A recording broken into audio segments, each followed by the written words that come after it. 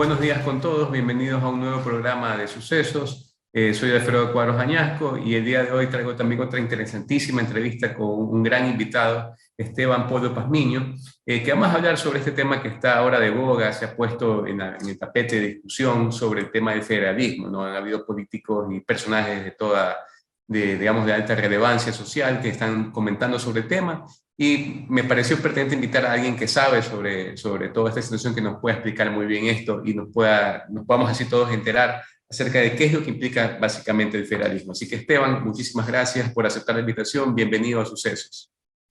Muchas gracias, Alfredo. Para mí es un gusto estar aquí en Sucesos y sobre todo hablar de un tema completamente coyuntural y poder aportar a ciertos elementos que puedan contribuir en este debate que se ha propiciado en estos últimos días respecto del federalismo. Sí, bueno, Esteban, así de manera general, ¿en qué consiste el federalismo? Bien, mira, el federalismo, Alfredo, es un tipo, ¿sí? Una forma de Estado, realmente. Es una estructura que distingue a cierto sistema político de otros sistemas políticos. La característica fundamental de un Estado federal es que se trata de un Estado políticamente desconcentrado, en donde convergen, además del Estado federal, varias unidades autónomas, administrativas, políticas, que tienen cierto grado justamente de descentralización y pueden ejercer atribuciones que otro tipo de estados no permitirían. Entonces, mira tú, Alfredo, quizá para ser lo más sintético posible, un estado federal hay dos niveles importantes. El estado federal, ¿sí?, que abarca justamente los estados miembros o los estados federados. El estado federal conserva para sí determinadas atribuciones, pero establece también otras que son ejercidas de manera autónoma, descentralizada justamente por los estados miembros. De hecho, es un nivel bastante elevado de descentralización, en donde de hecho los estados miembros inclusive suelen tener su propia estructura judicial, su propia estructura legislativa y ejecutiva, y responden en ciertos elementos al Estado federal. Claro, y eso es interesante sobre todo para los abogados y los estudiantes de Derecho, porque a veces no tenemos en cuenta las implicaciones jurídicas y políticas que implica un Estado federado, pero sobre todo para la práctica del derecho. Por ejemplo, vemos en los Estados Unidos, incluso uno puede leer doctrina comparada, por ejemplo en Argentina, donde se sabe que ciertas regiones también tienen sus propios códigos, ¿no? Entonces, si entramos a un Estado federado en un evento, es muy probable que existan legislaciones diferentes para cada Estado dentro del mismo país. Y muchas veces lo que se ha leído, por ejemplo, en Estados Unidos, que un abogado que está acreditado en cierto estado no puede ejercer la profesión de abogado en otro estado. Necesita quizás asociarse con un colega local o sacar una licencia específica. O sea, ¿tú crees necesario, quizás Ecuador es un país pequeño, pero si entramos a un federalismo, ¿crees necesario que también va a haber este tipo de cambios a nivel incluso de la práctica judicial? Mira, Alfredo, lo que tú has dicho, para nosotros que somos abogados y nos dedicamos a esto, realmente las implicaciones que tiene el Estado federal son las que tú bien has identificado. Y Argentina, por ejemplo, es un país muy cercano a nosotros en donde podemos ver cómo la práctica judicial, la práctica procesal, depende de cada provincia.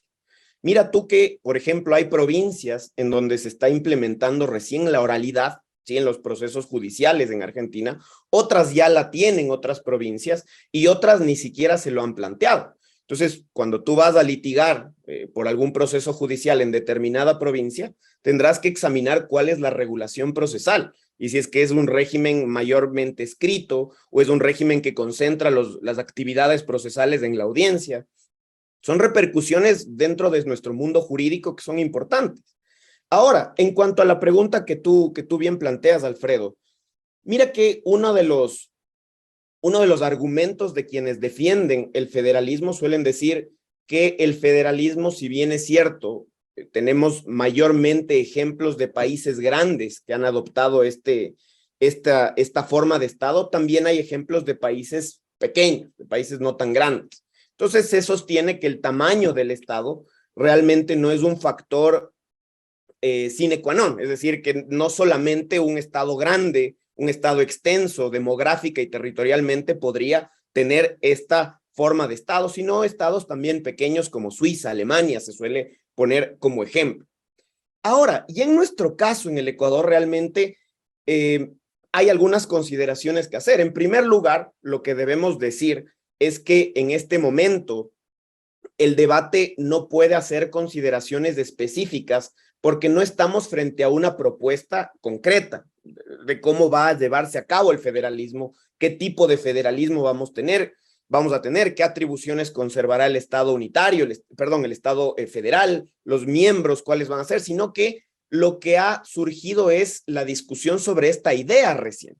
Entonces, las aproximaciones que hagamos son bastante generales. Lo que podríamos decir es que a la final, mira que en nuestra Constitución del 2008 está ya estructurado un sistema a partir de un nivel importante de desconcentración, de descentralización.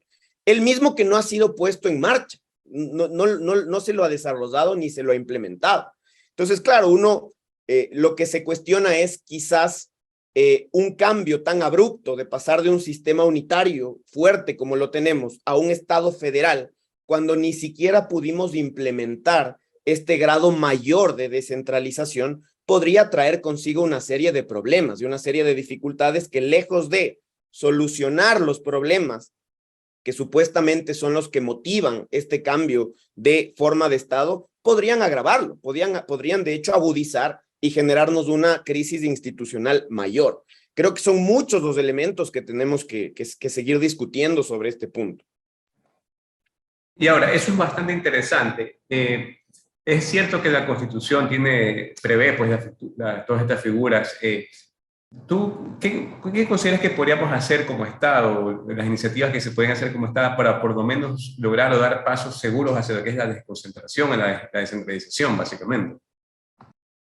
Lo primero, creo yo, que deberíamos hacer es que el debate sea un poco más sincero, Alfredo. Es decir, que veamos nuestra realidad y nuestra realidad social, política, pero también económica. Mira que un Estado federal o en general la descentralización requiere necesariamente de recursos económicos, ¿sí? Sin recursos económicos, sin una posibilidad de que los Estados miembros o que las regiones, que las provincias, que las autonomías, como tú las quieras llamar a estas unidades territoriales, sin recursos económicos no pueden ellas adoptar competencias ni facultades. Entonces, yo creo que el debate debe ser un poco más sincero y mirar nuestra realidad nacional. Tenemos una constitución, tenemos un sistema de gobierno, tenemos un régimen de competencias en los distintos niveles de gobierno y habría que ver realmente qué tan viable es primero materializarlas, qué tan viable es o qué tan oportuno, conveniente es ya llevarlas a cabo, materializarlas ya en la práctica, para luego ver si es que realmente no es el Estado que nosotros debemos tener. Creo que debemos de empezar por ahí, por lo que tenemos, porque ni siquiera lo que tenemos lo hemos ejercido, lo hemos puesto en marcha. Entonces creo que ese debate también gira en torno a realmente cuál es el momento que estamos viviendo, qué necesidades tenemos y cómo las debemos de enfrentar. ¿Es el federalismo realmente la opción o quizás fortalecer lo que tenemos? Mirar este tema de las regiones que nunca se han implementado, qué bondades pueden tener, qué peligros pueden tener, pero creo que esto es un debate que debe mirar más allá de si el federalismo, sin más, es o no la opción. Creo que hay que abordar todo el contexto jurídico y político que está viviendo el Ecuador.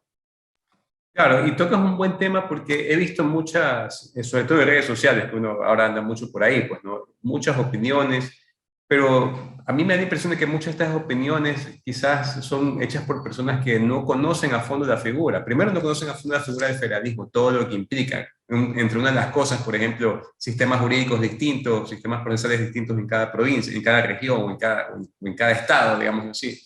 Y la otra, en cambio, es quizás se desconoce lo que ya se tiene en el ordenamiento jurídico local y que con eso ya se puede empezar a trabajar.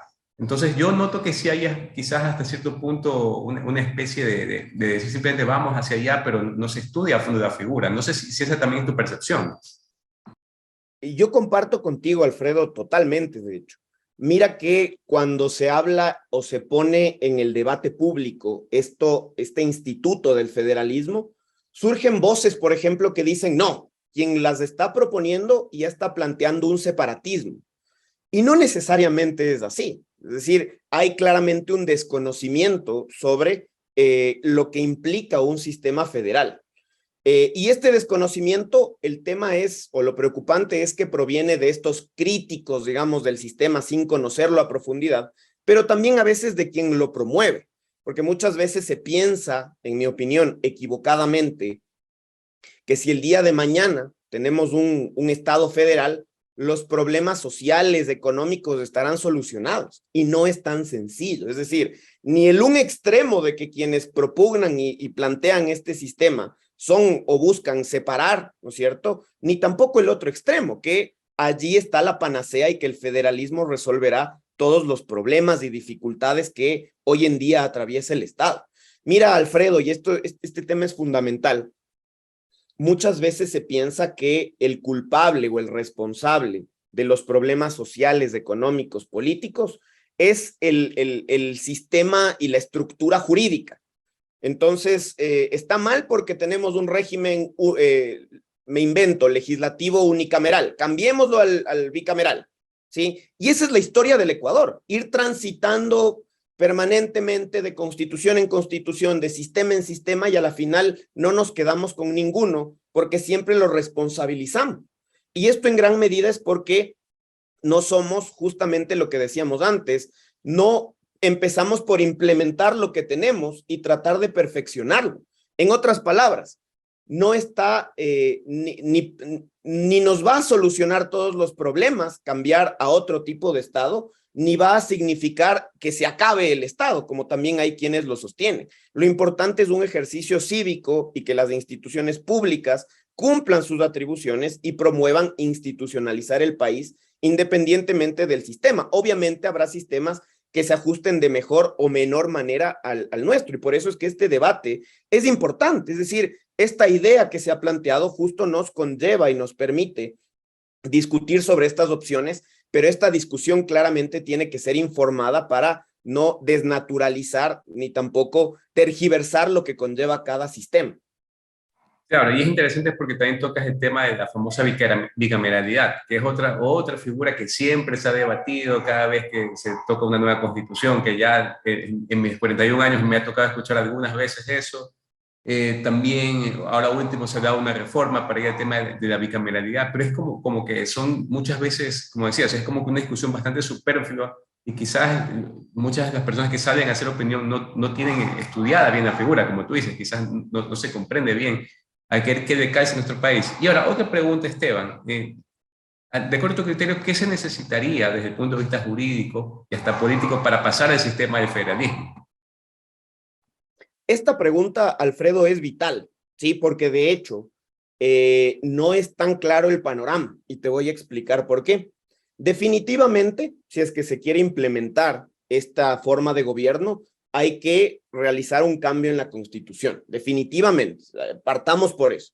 Ahora, como tú bien conoces, nuestra Constitución es bastante particular porque establece algunos sistemas para modificar el texto de la Constitución.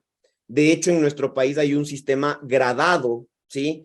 De mecanismos que permiten realizar cambios de menor envergadura y otros mucho más profundos. Entonces, nosotros, por ejemplo, tenemos en un primer nivel la enmienda de la Constitución, que permite hacer cambios bastante superficiales, no tan profundos, ¿sí? De hecho, según nuestra Constitución, el artículo 441 de la Constitución, no cabe la enmienda cuando se altera la estructura fundamental de la Constitución, ni los elementos constitutivos del Estado. No cabe cuando se restringen derechos o garantías y tampoco cabe cuando se busca modificar el procedimiento de reforma de la Constitución. Entonces, mira tú que es bastante limitado el campo de la enmienda.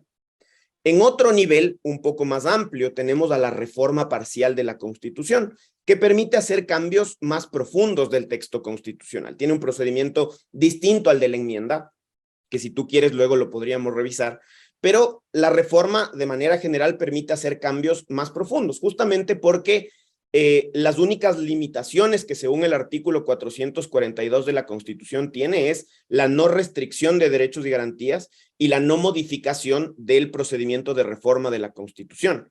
Y en un tercer nivel tenemos el cambio de Constitución a través de una asamblea constituyente, que ya conlleva una sustitución del texto constitucional. La pregunta entonces es, ¿a través de qué mecanismo se puede llevar a cabo este cambio? ¿A través de qué mecanismo se puede implementar un Estado federal? Y para empezar a desarrollar esta pregunta, lo primero que tenemos que tener claro es que quien define aquello es la Corte Constitucional.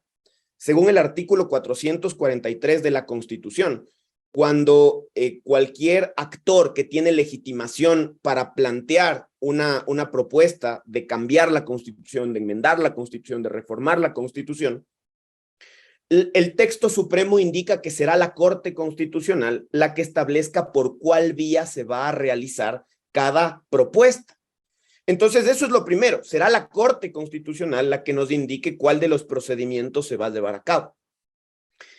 Aclarado este punto, ya en cuanto al tema concreto, hay un sector, ¿sí?, que con una argumentación jurídica, creo yo, sustentada, señala que el mecanismo que se podría implementar es la reforma parcial, porque como te comentaba antes, la reforma parcial, las únicas limitaciones, lo que no puede hacer es restringir derechos o garantías, ni tampoco modificar el procedimiento de reforma de la Constitución. Entonces uno pensaría, bueno, ahí está la vía. No cabe enmienda, ¿sí? No cabe una enmienda, porque aquí sí habría una afectación, o se estaría alterando a los elementos constitutivos del Estado y a la estructura fundamental de la Constitución, pero sí cabría una reforma. Sin embargo, Alfredo, y voy a tratar de ser lo más conciso, también hay otro sector jurídico que también cuenta con sustento, que lo que menciona es que ni siquiera avanzaría o sería suficiente una reforma, sino que un cambio de esta magnitud requeriría de una asamblea constituyente. ¿Por qué razón? Porque el tipo de cambio que conlleva implementar un Estado federal, más que ser una reforma, es una sustitución al fundamento esencial de la Constitución. Y para este tipo de cambios no cabe la reforma, sino que cabe un cambio de Constitución a través de una asamblea. Ahora, esta puntualización final que te hago es más desde la doctrina que desde una visión de nuestra Constitución. De hecho, si leemos nuestra Constitución, como te decía, y algunos fallos de la Corte Constitucional, parecería ser que la reforma es suficiente, pero en definitiva será la Corte Constitucional la que tenga que evaluar si es que el mecanismo apropiado es la reforma o si la magnitud del cambio es tal que termina siendo una sustitución de Constitución y lo que se requiere es más bien una asamblea constituyente. Sí, es bueno, Esteban, yo no me queda más que agradecerte, en verdad ha sido muy clara tu exposición. Una vez más agradezco tu tiempo, agradezco que hayas aceptado la invitación a este programa y te dejo con unas palabras para que te despidas de la audiencia de OnePlus. Muchas gracias, Alfredo. Realmente el gusto ha sido mío.